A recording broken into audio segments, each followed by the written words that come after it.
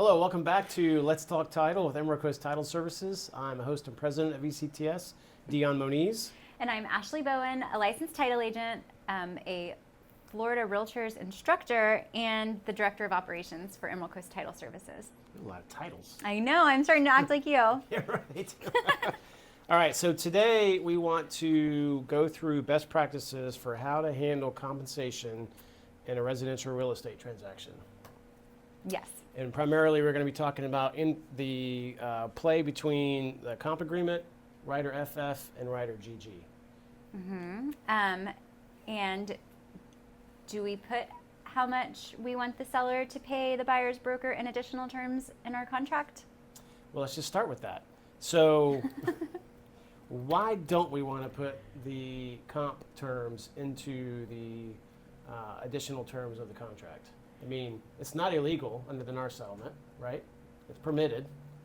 Well, it's permitted, but it's not best practices. Right, because at that point you are attaching the buyer's broker and the seller's broker to the contract, right? And the contract is between the buyer and the seller. Right. Yeah, technically the brokers don't need to be involved in the contract. So now if you're putting compensation terms into the contract and the compensation from seller's side is flowing through seller's broker, then now you've suddenly pulled seller's broker into or made them a party of the contract, which is not good. You don't want to do that. Because if there's ever a dispute with the contract, now the seller's broker has to be pulled in as a party or an indispensable party. And brokers don't like that. They want to be involved in litigation. So it's best to have the compensation handled separately from the contract, which is primarily through the comp agreement, right? Mm-hmm. That's the best practice. That's the best practice. That's the bestest practice. Yes. And so, I mean, really, you want to have the comp agreement as soon as you get the listing in place, right? I mean, I think that makes the most sense. So whenever you get a listing, you fill out a listing agreement. And in that listing agreement, you fill out in 8A, paragraph 8A, how much the listing agent is going to take in compensation. And then in paragraph 10, you can either fill out paragraph 10A, which will tell you how much the buyer's agent is getting out of what is in 8A, right. Or if you use 10B, you're saying listing agent is going to get what's in 8A and buyer's broker is going to get what's in 10B. Right. Then, or there's the option for 10C, which is we're not paying a buyer's broker at all. It's zero. They can ask if they want to on the contract. Typically that doesn't happen. I mean, I haven't seen a whole lot of those. Maybe like 5% of all sellers are saying, no, we're not going to pay a buyer's broker, but they have that choice to not pay them if they want. And so if you have your listing agreement with either 10A or 10B filled out, then you should use that information and fill out your compensation agreement according to what your listing agreement says. Because you already know how much the seller is willing to pay the buyer's broker, either through himself as seller or through the seller's broker. That's right. And on your compensation agreement, if you're using the FAR contract, which is our favorite, you'll use the form CASSB, CASSB-1. And we did an episode on this. It was episode 60 on the updated compensation agreement. But you'll either say the seller or the seller's broker, according to what your listing agent says, is going to compensate the buyer's broker with this amount. And if you, as soon as you get the listing, you fill out the compensation agreement, then as you're getting phone calls from buyer's agents wanting to view the property, you can say, yes, you can view the property. And by the way, here's our compensation agreement. So they know off the bat how much the seller is willing to pay the buyer's broker. Exactly. Best practices. And you can even have copies of the comp agreement at the open house on the table for... That's not illegal? That's not illegal. Okay, well that's good. So obviously you Easy. can't put it in MLS, but you can wear it on a t-shirt at the open house if you want. This is what we're compensating.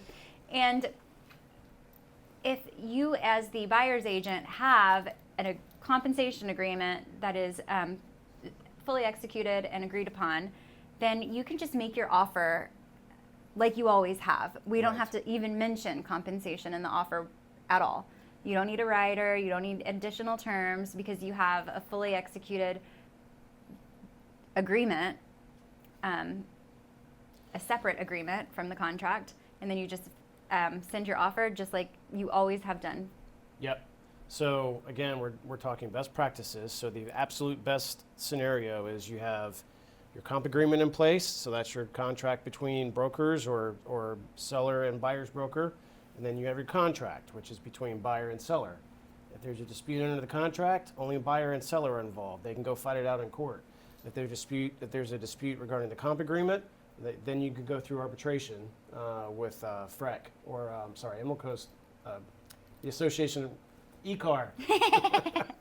Tongue-tied on that one, sorry.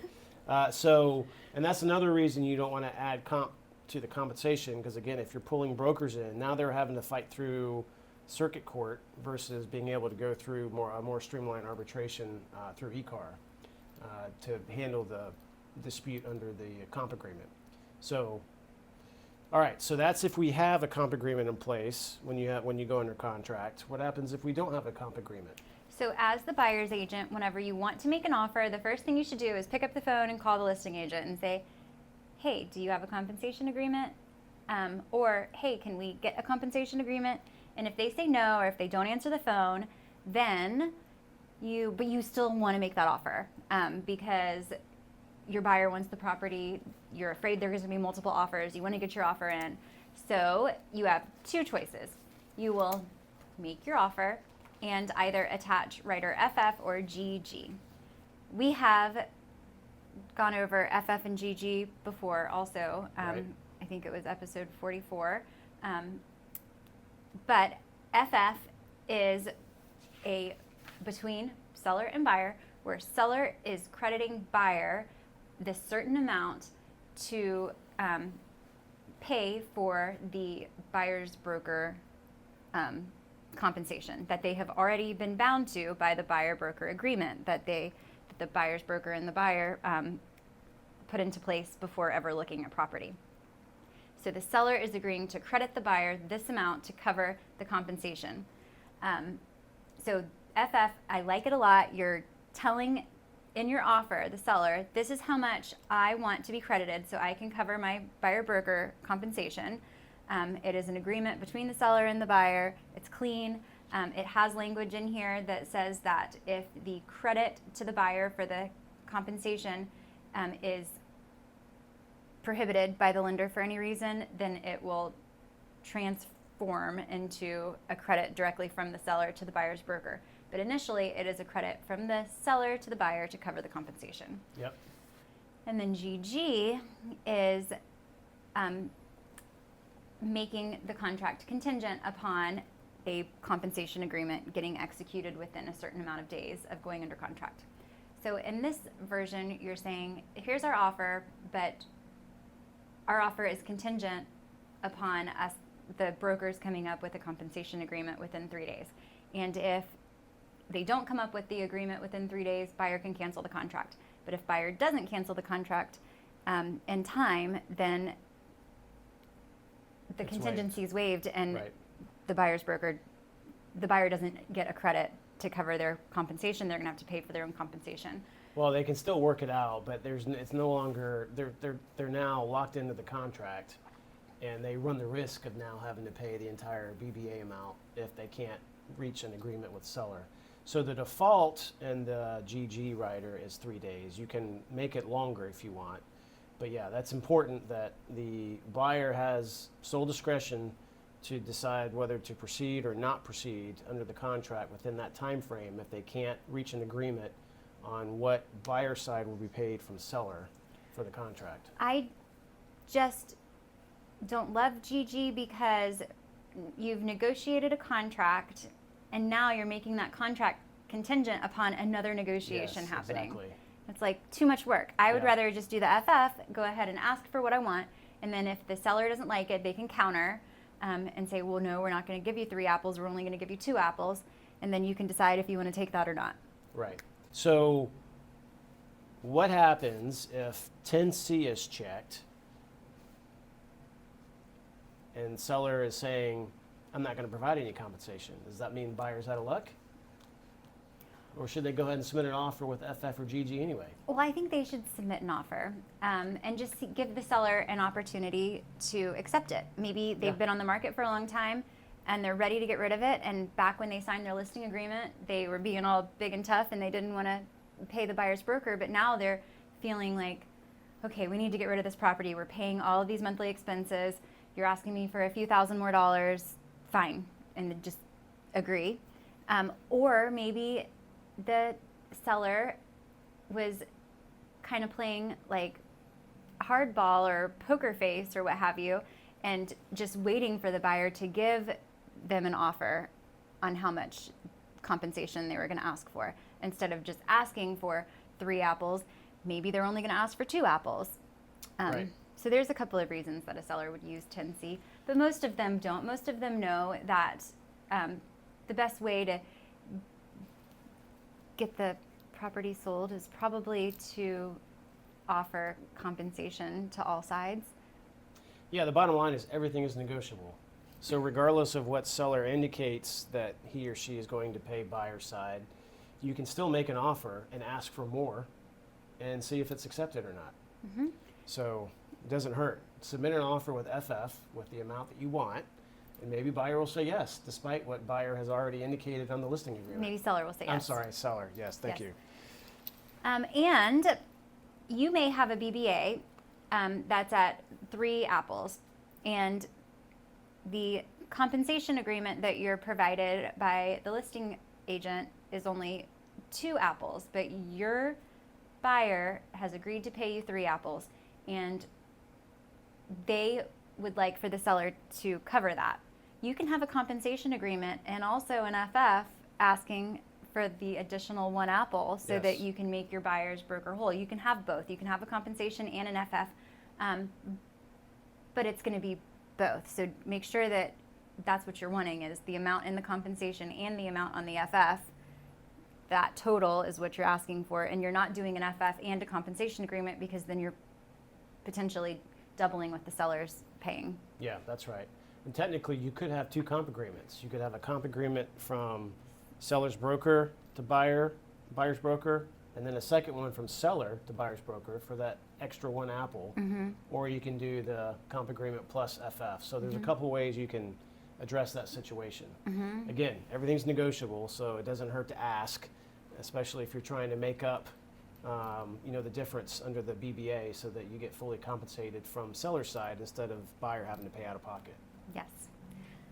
So, all right, what happens if seller side is willing to offer more than the buyer has agreed to pay under the BBA?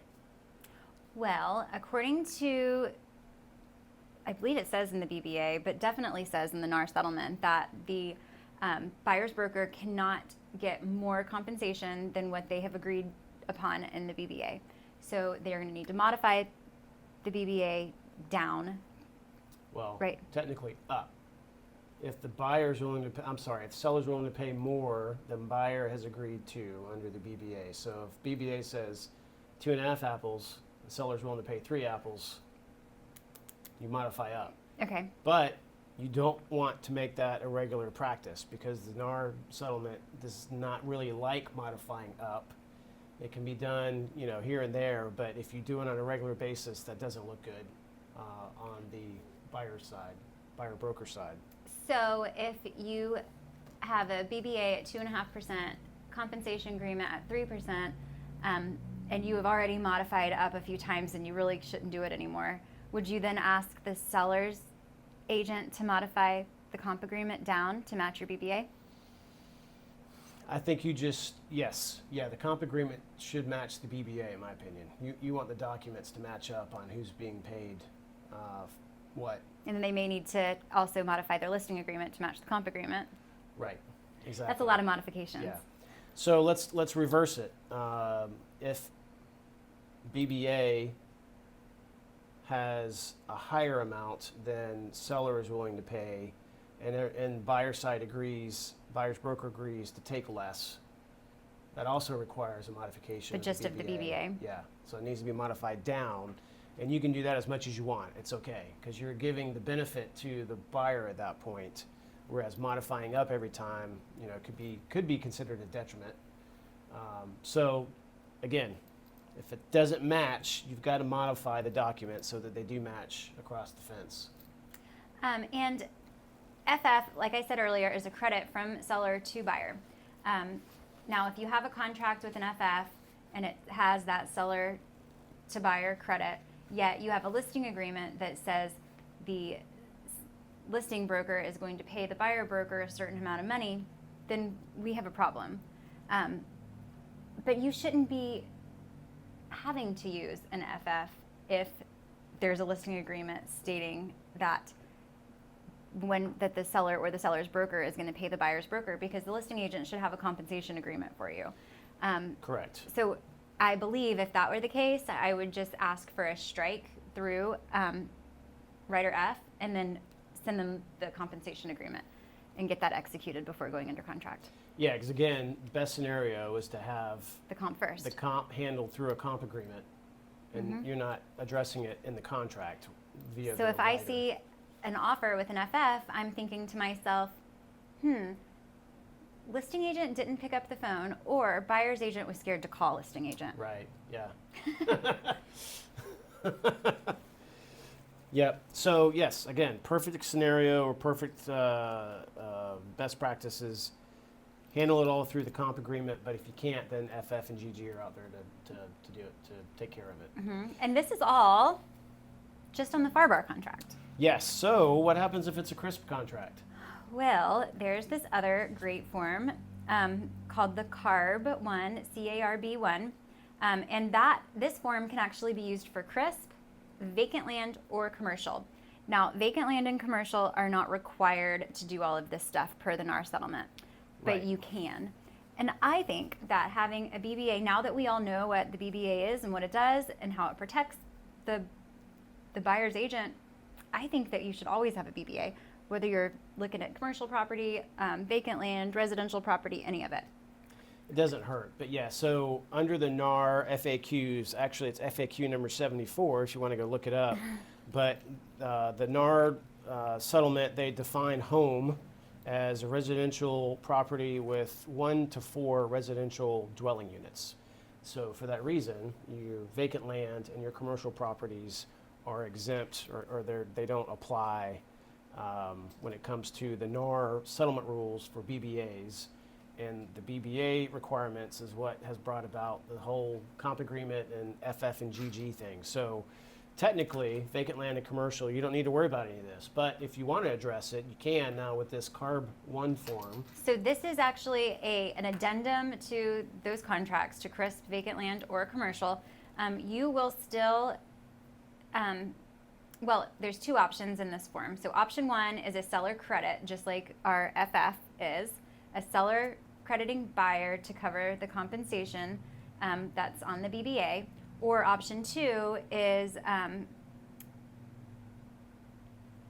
where the seller or the seller's broker by a compensation agreement agrees to pay a certain amount of apples for the purchase price for compensation, or the contract will become contingent upon the parties coming up with a compensation agreement.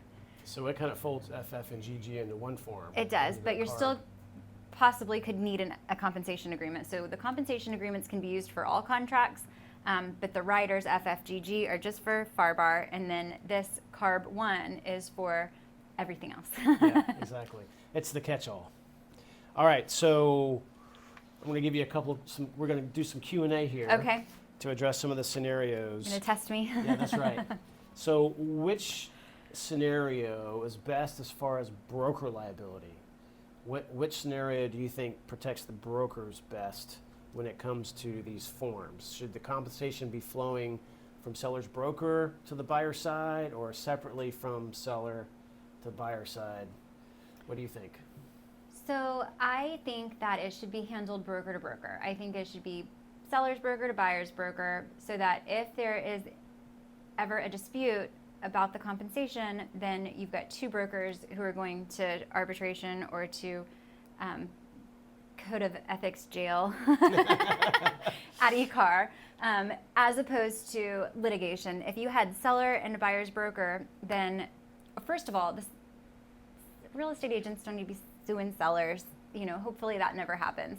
But if that's the way you had the form written, then that's who your parties would be. It would be the seller and the buyer's broker. And that would have to go to court, and I think it would be nasty. I think I like the idea of broker to broker. Yeah. All right, so here's my lawyer answer to that. Okay.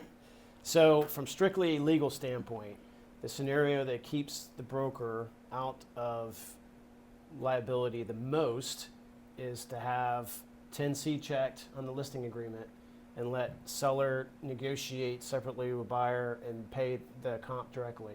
So the comp is coming directly from seller. Seller's broker is not even involved in the issue. But I agree. Ew. I know. 10C is the worst choice. Well, I said strictly from a liability for broker standpoint. Okay. But from a practical standpoint, I like your answer better because broker to broker is cleaner for handling those issues instead of intermingling seller with buyer's broker, et cetera. Mm-hmm. So yeah. Well, let's just hope that nobody has a dispute about compensation or nobody defaults on their contracts. Well, This is the best practices episode. Everybody's doing the best thing they can. If only that were really the reality of the situation. All right, so how about builders and banks if it's REO property? Are they tied to any of these requirements? I actually don't know the answer to that question. I'm guessing not. They're not. Okay. Right. So you could get a contract to where the bank or the builder wants everything included in the contract, and that's okay because they're not subject to all these rules. And so that came up at one of the classes we taught is, you get these developers or banks even, and they want it their way or no way. And so it's not necessarily kosher, but it's okay. Okay. So, and that's, the bank is the owner if it's an REO, and the Yes. builder's the owner if they're the builder. So That's right. Yep. Okay, let's see what else we got for you. So we talked about, so, all right, so actually if the listing agreement does have 10A or B checked with an amount indicated on what seller's willing to pay the buyer side, can the seller's agent withhold that information from buyer's agent when buyer's agent calls and asks what's being offered from seller? I think Code of Ethics says no. Correct. Now, we have Good. heard of seller side hiding the ball just to try and negotiate a lower commission or Well, coming they're from- not but they're not supposed following to do the that. best practices Right. or the Code of Ethics. Yes, because you're supposed to truthfully report what's in the listing agreement. And so if seller has agreed to pay 3 apples and buyer side calls and says, hey, how many apples is seller agreeing to pay? Seller side needs to say 3 apples. Instead of, I don't know, what are you gonna Right, ask for? Yes. So give me an offer and we'll see. Yeah. So that's something that has come up a couple times.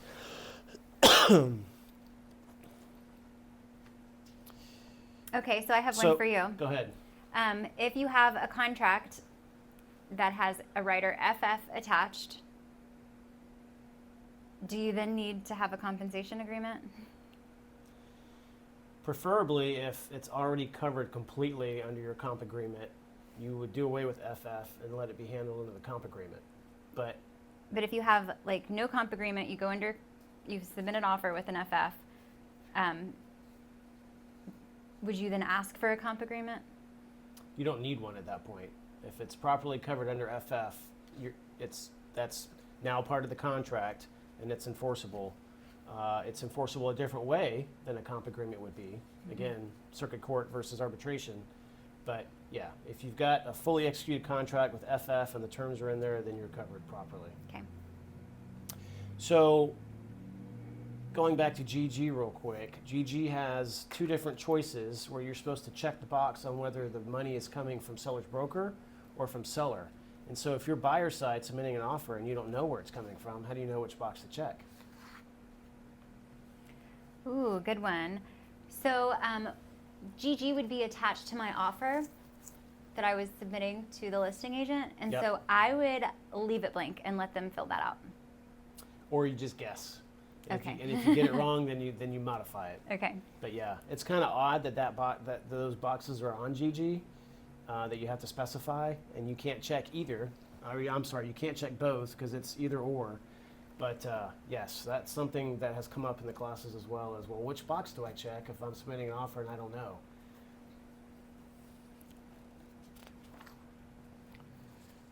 Okay.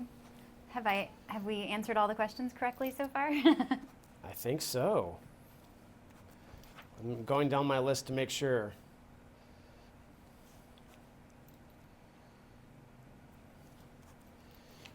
Yeah, I think we did, Ashley.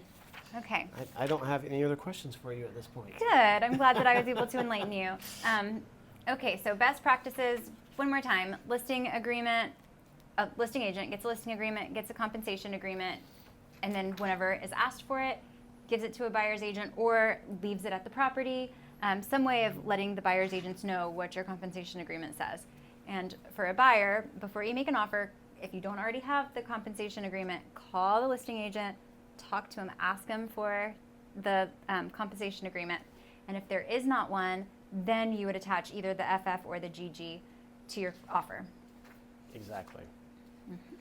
All right.